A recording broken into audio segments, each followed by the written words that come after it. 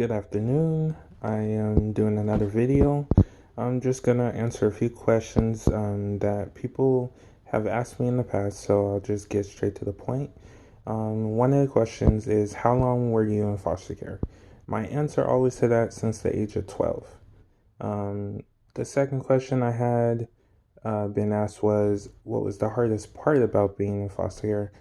Um, well, for that question, there's many answers to that. So I'll just give you a few. Being taken from your family, or from my family, and to be honest, was the hardest part of my life. The separation and the depression and the anxiety that came along with that.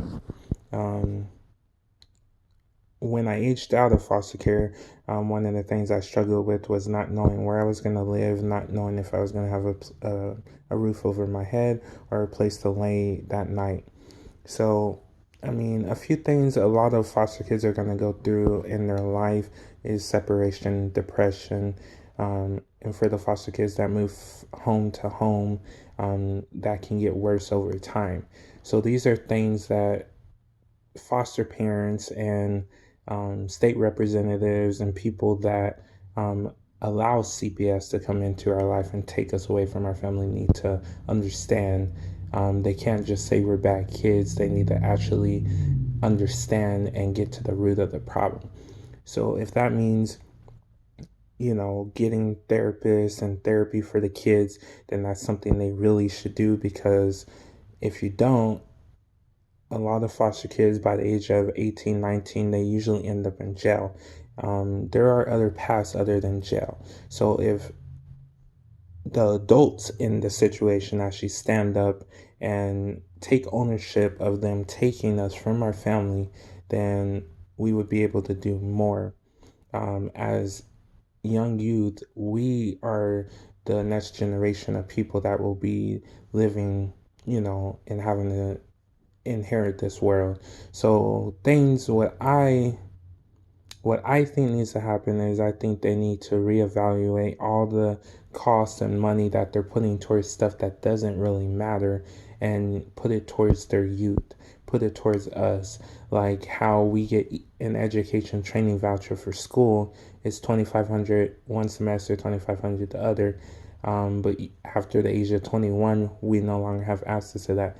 I think that needs to be a priority in the next coming years to change that, and the payback, and to pay other foster kids that turned 21 and weren't able to access that, all that money that we should be able to access, but we're not able to because we turned 21. I feel that they should at least give us a portion of that money, even if we've turned 25 already.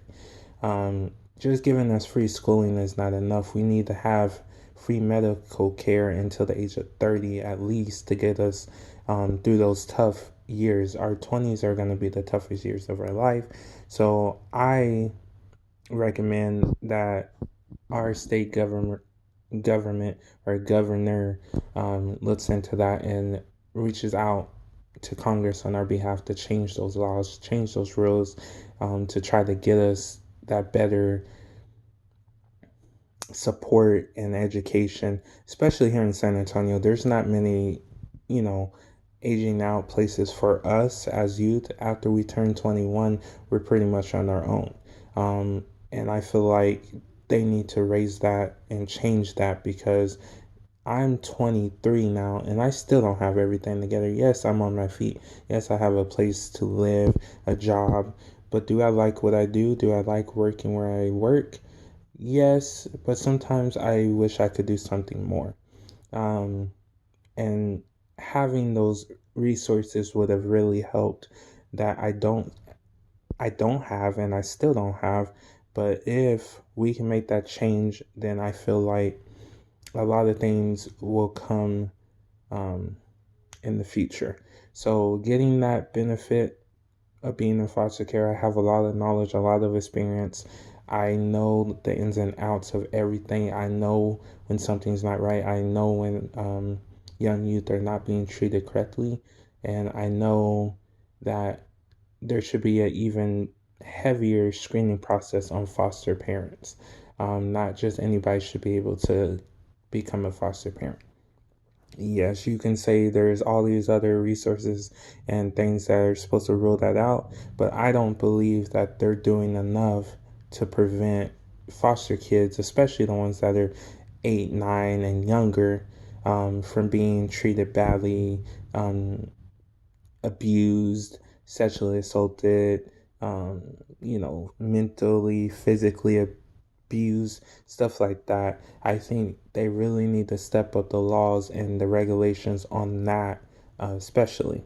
Other than that, I'm going to go ahead and cut it off here today.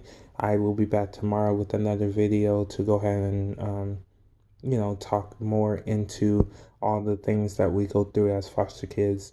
I'm just trying to bring, pretty much, I'm just trying to bring, trying to think of the word here. I'm pretty much trying to shine a light on all the corruption and the wrongdoings that foster the foster care system is doing to us. Um, when I turned 21, I was on my own. I didn't have a job. I didn't have a roof over my head. But then, yes, the Through Project did step in when I turned 22 to help me. I wish that I came sooner, but everything happens for a reason. I know I had to go through that part of my life to understand everything in life. Feel free to comment in my comment section if you have any questions. I'll be glad to answer that for you. Other than that, you have a wonderful night. And again, my name is Jacob.